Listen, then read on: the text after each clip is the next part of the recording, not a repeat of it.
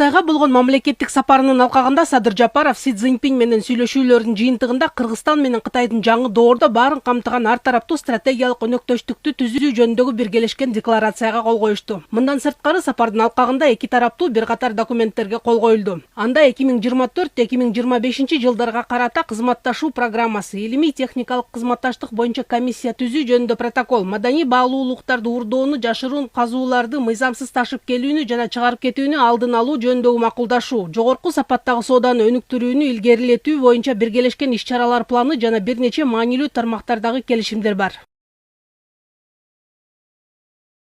В настоящее время между нашими странами созданы все необходимые условия для развития экономического сотрудничества. Между нашими странами действует двустороннее соглашение о взаимном поощрении и защите инвестиций. Данное соглашение представляет китайским компаниям благоприятные условия для инвестирования в Кыргызстан.